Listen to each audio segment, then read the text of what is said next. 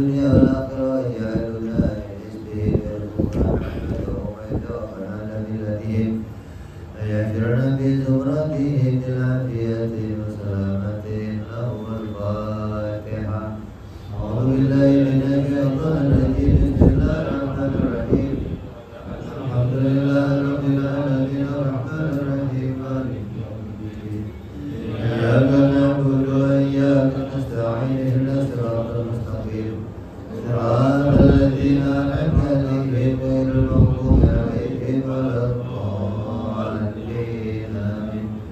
Bismillahirrahmanirrahim. Nawaitu ta'alluma wa ta'lima wa tadhakkura wa tazkira wa naf'a wal intifa'a wal ibadata wal istifadata wal isa'adata masuki bi kitabillahi wa sunnati rasulillah sallallahu alaihi wasallam wa du'a ilal huda wa dilalata alal khairi ibtigha'a mardatihi wa qurbihi wa sawabihi husnul khatimah ma'al lutfi wal afiyah wa salahil akibah. Bismillahirrahmanirrahim. Alhamdulillahirabbil alamin. Wassalatu wassalamu ala asyrofil anbiya'i wal mursalin sayyidina wa habibina wa syafi'ina wa maulana Muhammadin wa ala alihi wa sahbihi ajma'in. Amma ba'du. Qala musanniful kitab rahimahullah wa nafa'ana bihi wa bi ulumihi fid dharain. Allahumma iftah qulubana futuhal arifin wa bi hikmatika wansur alaina bi rahmatika ya arhamar rahimin. Ila qol wa indana syai'u wal mawjudu wa thabitun fil kharijil mawjudu wujudu syai'in ainuhu wal jauharu al fardu hadith indana la yunkaru. Menurut kami sesuatu adalah maujud. Maka maujud adalah sesuatu yang ditetapkan di luar. Wujud sesuatu adalah zatnya dan jauhar fard adalah baru. Menurut kami kebenarannya tidak diingkari.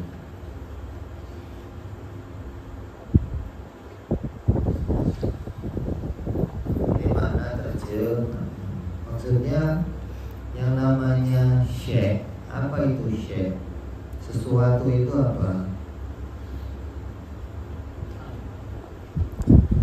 Sesuatu itu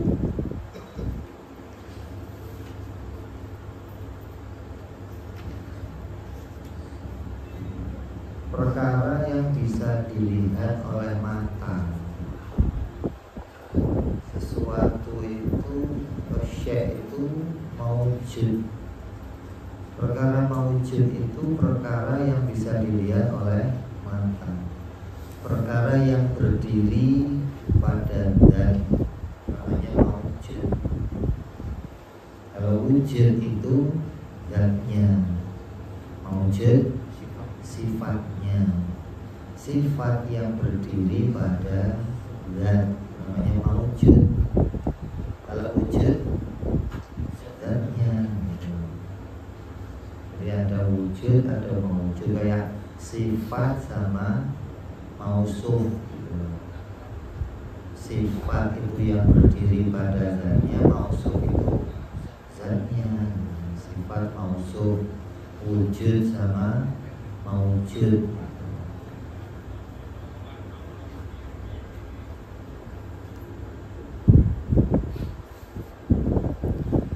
Wujud syai', ainu syai', Itu kata Imam Abu Hasan Al-Asy'ari. Wujudnya sesuatu itu, ya ainnya sesuatu itu, maka wujud kata Imam Asy'ari tidak disebut sebagai maujud. Wujud bukan maujud, tidak Imam Asy'ari. Wujudnya sesuatu itu ya ainnya sesuatu itu, maka disebut al-wujud ya ainul maujud, bukan maujud. Ini paham menurut Imam Abu Hasan Al-Asy'ari. Jadi wujud tidak masuk kelompok sifat indah Imam Asy'ari. Karena Imam Asy'ari mengelompokkan syekh itu menjadi berapa? 3. Imam Sanusi mengelompokkan sifat menjadi 4. Maka kata Imam Sanusi, wujud itu dia sifat, bukan bagian dari zat. Tapi dari Imam Asy'ari wujud itu adalah zat. Ini pemahaman seperti ini ternyata pemahaman yang lebih luas, yang tidak wajib diketahui untuk tiap-tiap orang. Tiap orang cukup tahu Allah itu wujud, selesai. Nah, wujud statusnya apa, sifat apa, dan itu pelajaran yang lebih dalam lagi.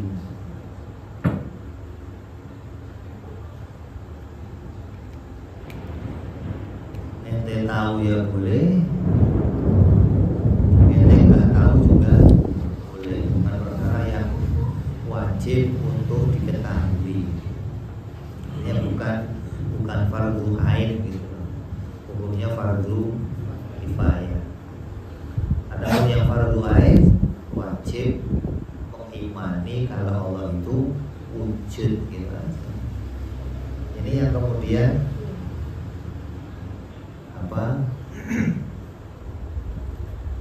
disalahpahami oleh orang-orang ateis. Kemudian kadang dia melemahkan kita. Kalau wujud itu ya bisa dilihat dong. Dari Imam Asy'ari yang bisa dilihat itu maujud, itu bukan wujud. Maujud itu perkara yang bisa dilihat. Kata orang ateis, kalau memang Tuhan itu kamu itu ada, mana wujudnya, mana bisa dilihat gak? Masih mendingan itu yang nyembah berhala-berhala, bisa dilihat Tuhannya. Ini bagi orang yang gak ngaji tauhid, itu imannya goncang gitu ya. Kayak di zaman sekarang ini kalau kamu gak punya akidah, akan mudah digoncang oleh siapa saja. Jadi di akhir zaman sekarang ini penting kita itu menguatkan manhaj Ahlus Sunnah wal Jamaah. Penting kita menguatkan prinsip-prinsip Ahlus Sunnah wal Jamaah. Karena banyak orang sudah nggak tahu apa itu yang namanya Ahlus Sunnah wal Jamaah.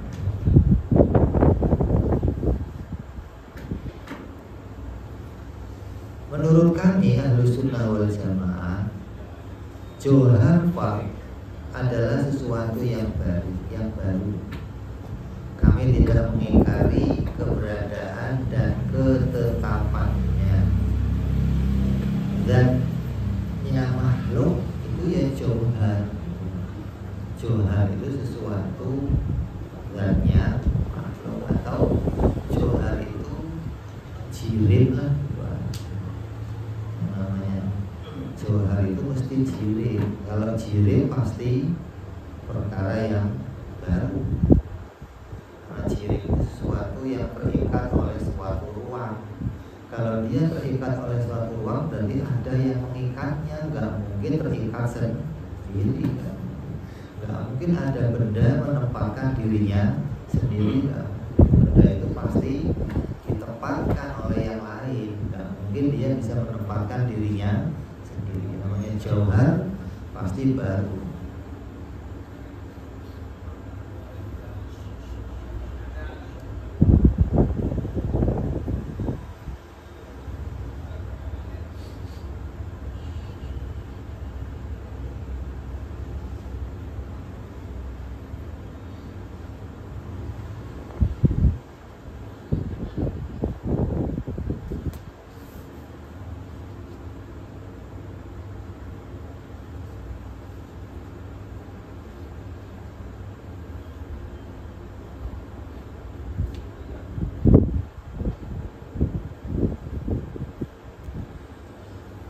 Adapun menurut Imam Maturidi,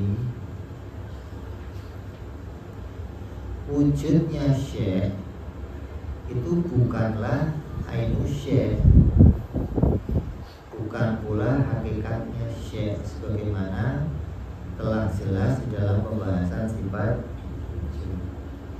Artinya kata Imam Maturidi, wujud itu sifat, bukan zat.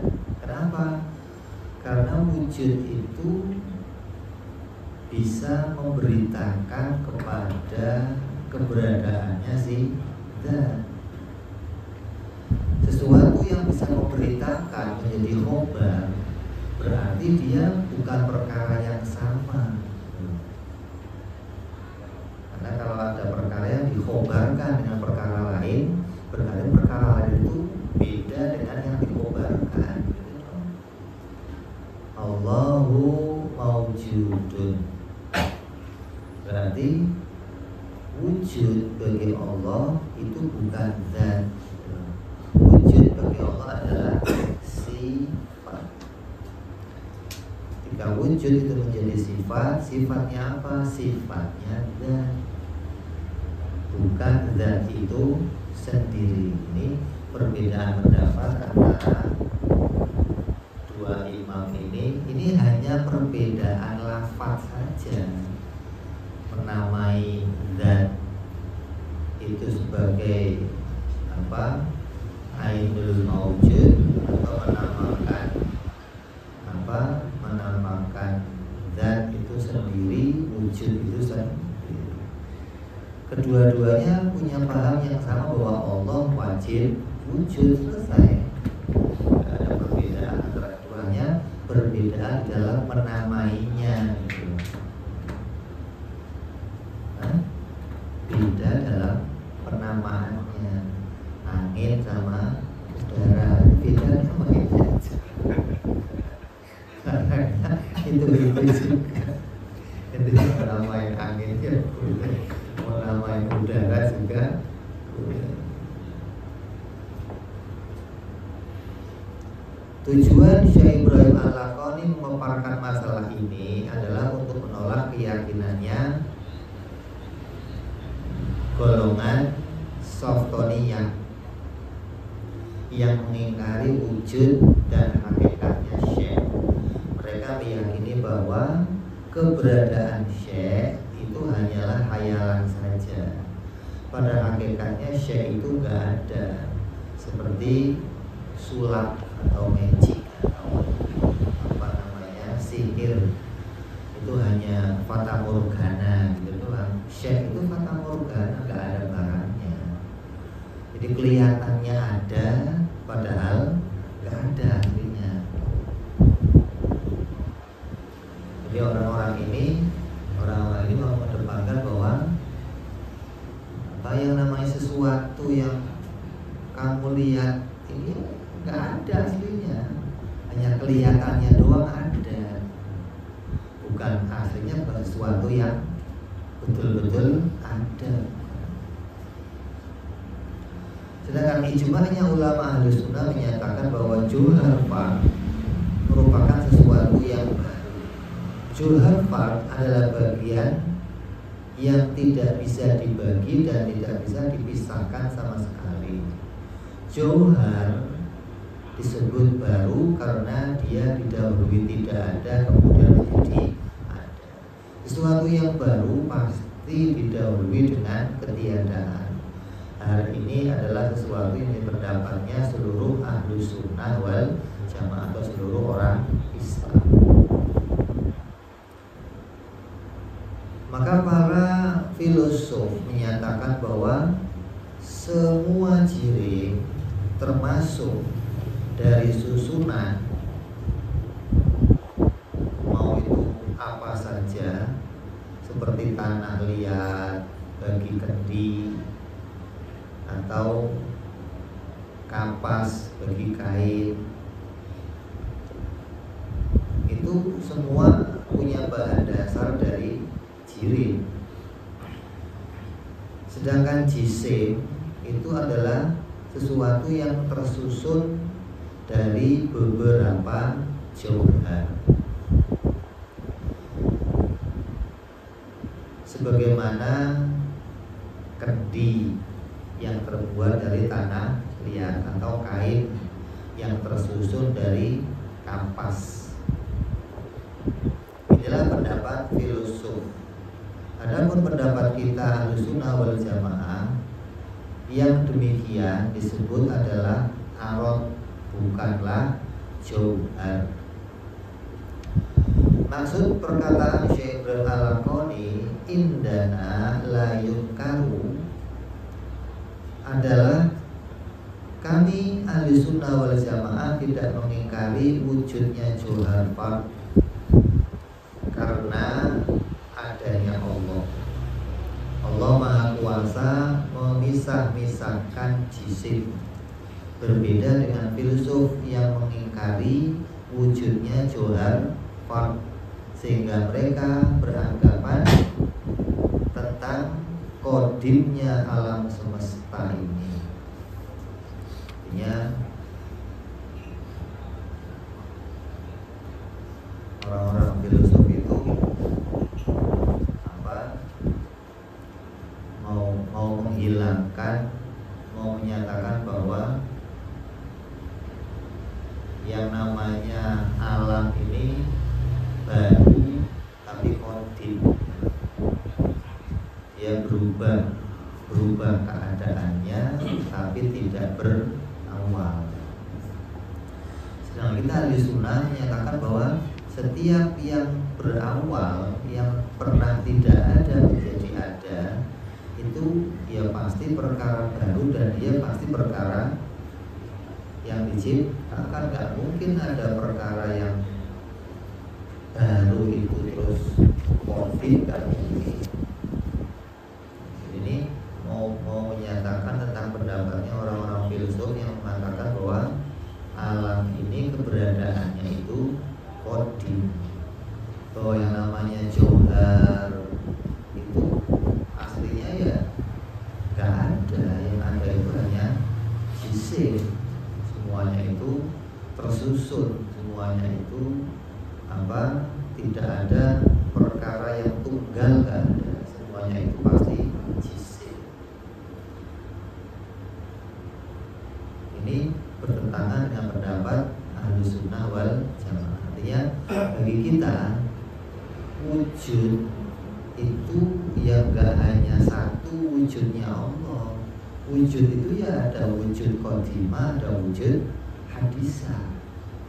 Jangan terus wujud itu hanya satu qadimah saja.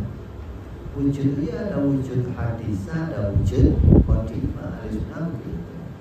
Artinya nanti akan terserempet sama paham-paham wahdatul wujud yang mengatakan wujud itu hanya satu. Sama dengan filsuf mengatakan wujud itu yang ada hanya kodim aja satu, nggak ada wujud yang lain yang baru, nggak ada. Kita Ahlussunnah mengatakan wujud itu ya ada wujud kodimah, ada juga wujud hadisah. Karena kita menemukan bahwa dalam wujud itu mesti ada yang namanya arad, ada yang namanya sifat. Sedangkan filsuf tidak menemukan yang namanya arad. Kayak apa? Dia mengatakan tadi kendi itu bagi dia seluruhnya adalah zat. Merahnya kendi, ketika kendi itu kamu pecah, tengahnya apa? Merah. Berarti kendi itu semuanya adalah zat, gak ada arad. Hingga mereka mengatakan kendi itu kodimah. Kain itu isinya apa? Isinya kapas, semuanya kapas. Maka gak ada aradnya, gak ada, semuanya adalah zat. Sedangkan kita membuktikan adanya perkara yang baru karena menemukan arad yang baru. Ketika kita menemukan arad yang berubah, ya berarti pasti di situ ada jirimnya. Nah, kalau arotnya baru, jirimnya pasti baru. Nggak mungkin jirim dan arot itu saling mendahului, nggak mungkin. Jirimnya nongol dulu, baru arotnya nongol berikutnya, nggak mungkin. Jirim dan arot pasti akan nongol bersama, wujudnya yang bersamaan. Kalau tidak ada yang bersamaan, nggak mungkin wujudnya zat itu nongol dulu baru arotnya nempel belakangan, nggak mungkin. Wujud jirim dan arot itu akan selalu bersama. Sehingga orang-orang filsuf mengatakan bahwa alam ini tidak ada permulaan dan nggak perlu ada yang memulainya, nggak perlu. Hingga mereka menolak pada keberadaannya Allah Subhanahu wa Ta'ala, menolak keberadaannya Tuhan. Orang-orang ini menolak keberadaan Tuhan itu karena putus asa. Putus asa, bingung mau putusin yang mana Tuhan itu. Kata ini Tuhan ini, kata ini Tuhannya ini. Terus yang Tuhan yang mana? Karena kebingungan putusin Tuhan yang mana, udah mendingan gak ada. Ya lebih nongol sendiri lah. Repot-repot amat gitu loh. Toh ente aja yang menemukan Tuhan, ujungnya berbeda pemahaman tentang Tuhan. Satu mengatakan Tuhannya ini, satu ngomong Tuhannya ini, satu ngomong Tuhan ini. Yang bisa diputuskan sebagai Tuhan yang mana? Kamu aja gak bersepakat. Maka saya juga punya keputusan Tuhan itu gak ada. Begitu aja selesai katanya. Gak repot. Dengan saya putusin Tuhan gak ada, hidup saya malah tenang. Kenapa? Gak terikat syariat, gak terikat keharusan begini, gak begitu. Saya bebas jadinya gitu loh. Gak ada yang memusingkan saya tentang keterikatan. Gara-gara saya mutusin satu Tuhan, saya harus terikat. Ente kok mutusin ikut satu agama, mesti dalam agama itu ada aturan. Ente harus bikin sesajen, ente harus kalau jam segini begini, ente harus tahun sekali begini. Itu mengikat saya. Padahal memutuskan Tuhannya belum tentu benar. Ini dilema bagi mereka gitu. Jadi saya ini mau ikut yang mana? Kalau saya ikut ini tradisinya begini, ini begini, ini begini gitu. Ya alhamdulillah. Kalau saya ikut sini 2,5%, sini 10%, sini 5%, jadi mau bingung. Ya pikir itu ya doang gitu loh. Kalau saya nggak ikut, aman, saya nggak persen-persenan udah lah gitu loh.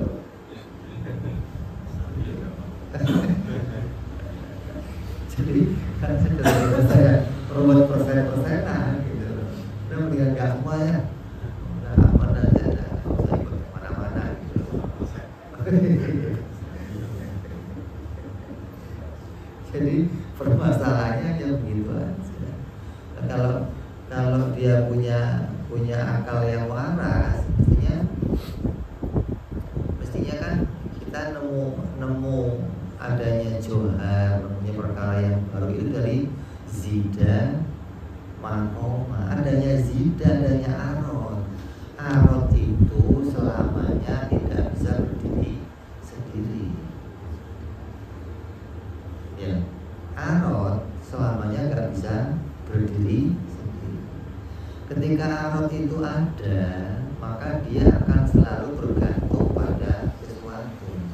Nah, ketika arot itu baru, kenapa kok arot baru? Karena arot mengalami perubahan. Kendinya nggak berubah.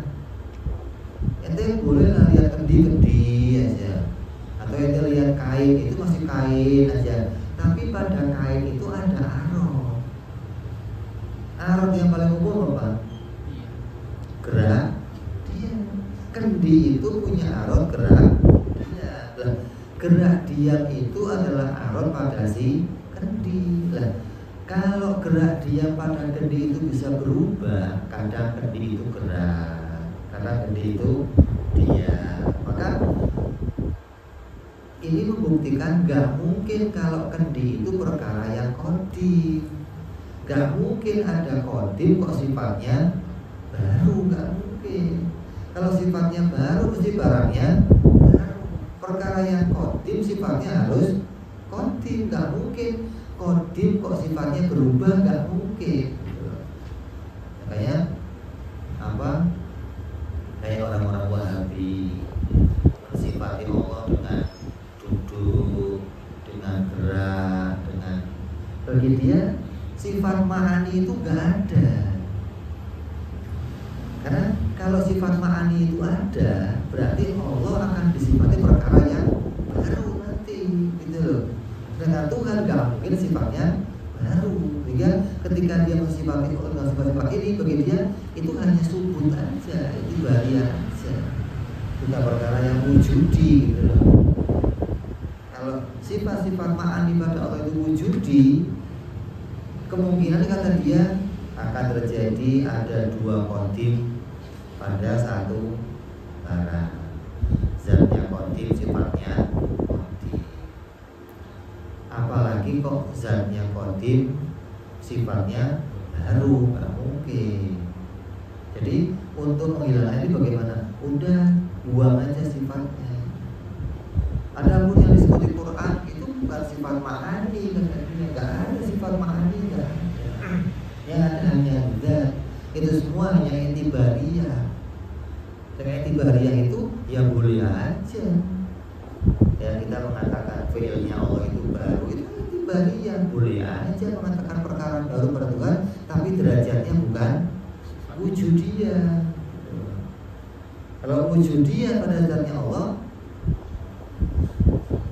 zatnya kodim, sifatnya barulah. Begitupun pada alam. Kalau alam itu kodim, ya nggak mungkin sifatnya baru. Kalau sifatnya baru, mesti zatnya juga baru. Nah kalau sekarang zatnya baru, berarti zatnya alam pasti ada yang menciptakan. Nggak mungkin ada sifat baru, zatnya baru, tapi dua-duanya nongol. Akal mana yang bisa menerima ini? Gitu. Maka dalam filosofi itu ada akal ula, ada akal sani, ada akal pertama, ada akal kedua, akal ketiga. Jadi dia akal-akalan gitu loh. Untuk mutusin pencipta itu, ini akal pertama begini nemunya. Dari sini nemu akal kedua, sini nemu akal ketiga. Yang Tuhan mana? Ya ini akal pertama ini yang mutusin Tuhan. Tuhan sendiri gak ada. Hati-hati kita jangan sampai terserempet sama paham-paham seperti itu. Karena banyak juga dari ahli sunnah itu yang sudah nyerempet atau terserap pemahaman filsafat. Kita harus murni ketika kita jadi ahli sunnah, yang murni apa yang kita pahami ahli sunnah. Kayak ulama kita ngomong moderat itu apa?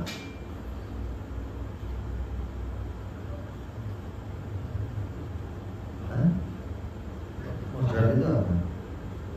Moderat itu ya bukan ekstrim, tengah-tengah gitu loh.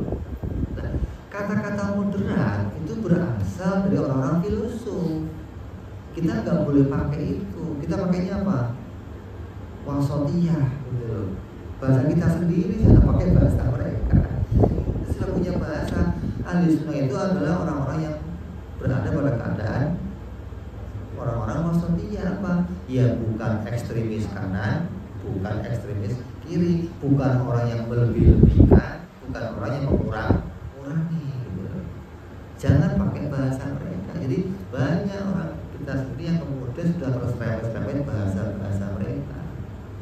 Nah, kalau kita mau kembalikan kepada bahasa kita sendiri, itu loh fungsinya kita menguatkan bagaimana manhajnya ahli sunnah wal jamaah. Jangan sampai nanti orang pahamnya yang namanya ahli sunnah itu apa sih? Ya itu yang tahlilan,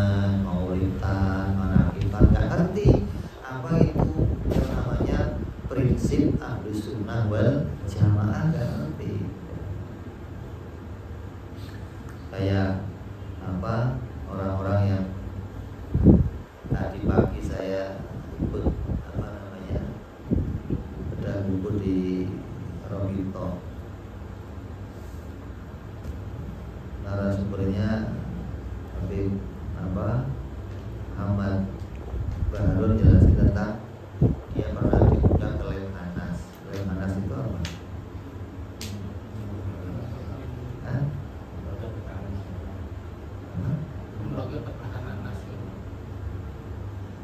Di situ Lemhanas itu tempat untuk mencetak ya sekolah yang akan menjadikan tampuk pemimpin negeri ini gitu.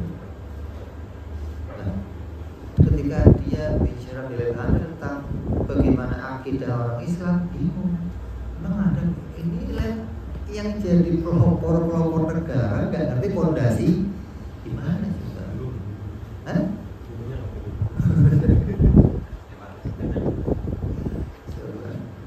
Jadi artinya akal tapi nggak dibarengi dengan wahyu gitu loh.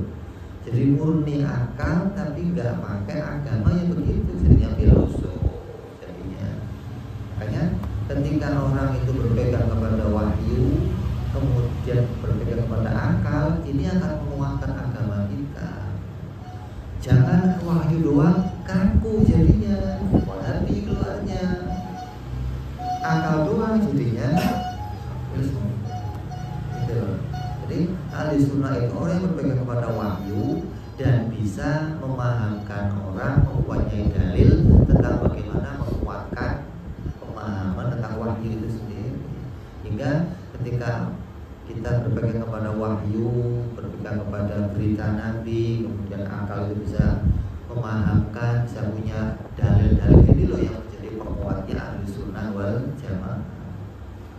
Makanya penting kita ngaji ilmu akidah itu penting agar jangan sampai, apalagi zamannya sekarang ini, rata-rata di dunia ini itu kelompok yang terbesar tetap ahli sunnah wal jamaah, nggak ada yang lain kan. Nah, tapi kalau ahli sunnah sudah nggak punya manhaj ahli sunnah, yang seperti apa sih wajahnya ahli sunnah? Bagaimana bisa ngomong ahli sunnah? Kayak ente jadi orang Islam tapi nggak tahu Islam itu yang kayak apa. Makanya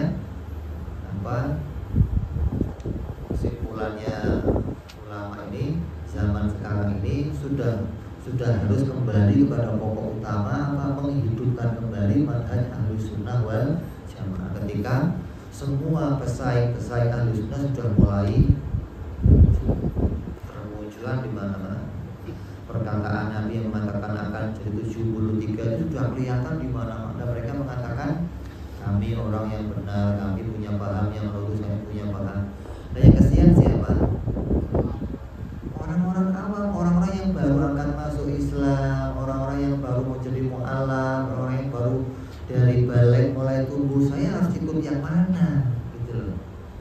Tapi kalau kita nggak punya Islamic Center lagi, apa fungsinya Islamic Center itu? Yang mengedepankan bagaimana sosok ahlu sunnah wal jamaah.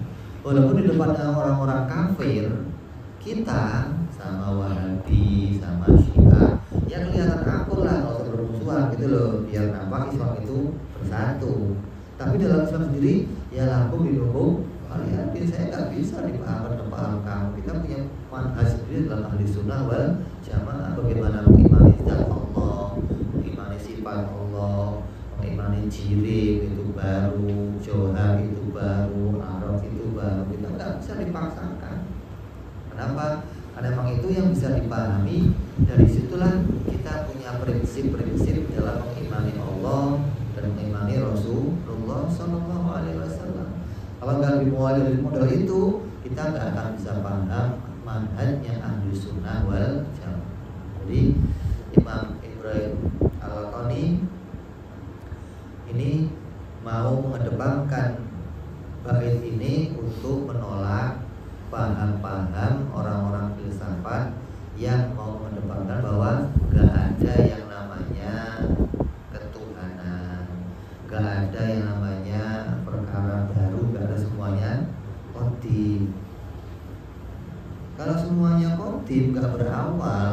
ya harusnya sifatnya juga nggak mengalami perubahan.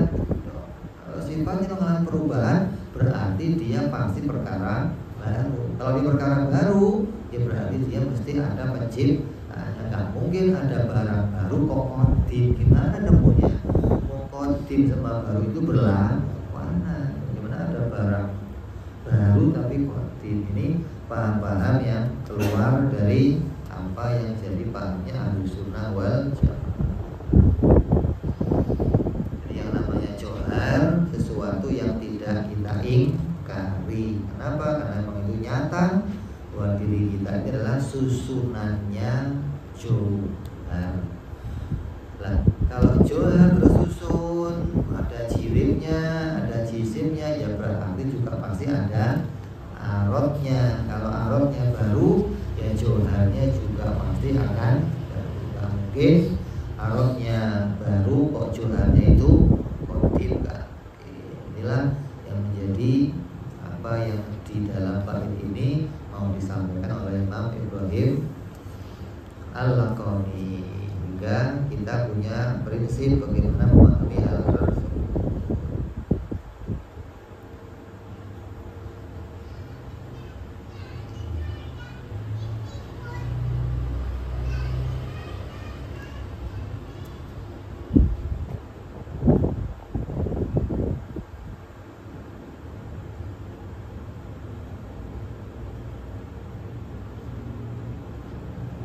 Jadi kalau mau sesuatu itu apa? Kalau kita nggak belajar sampai daging dalam, ya keder. Bagi orang awam nggak bakal mikir itu sesuatu itu apa. Sesuatu repot amat, nggak usah. Sesuatu itu ya, tapi ya mikirin dapur aja lah. Saya membuat mikir begitulah di dapur tinggal ngebul mikirin sesuatu dipikirin. Bagi orang awam memang apa namanya, kalau ente mau pilih, mau nyari kuota, ente mau bikin kuota undangan atau tiket untuk ngaji ilmu yang dalam begini, ya orangnya segini doang. Tapi kalau ente nyebar kuota untuk ikut maulidan, itu yang datang ribuan. Kenapa? Karena mereka nggak mau mikir gitu loh. Cukup menerima apa yang disampaikan, dia simpen, bawa pulang, terus sudah, kita pun nggak merubah gitu loh. Nah, kalau nggak ada orang-orang yang masih peduli sama ilmu ini, dan terus orang awam ini mau disampaikan apa ke mereka? Kalau mereka nggak mau mikir, cukup kita kasih hasil apa yang bisa kita pikirkan, hingga mereka tetap punya prinsip-prinsip yang fardu ain untuk mereka. Yang kifayah cukup yang mau pikir aja lah, dan itu kuotanya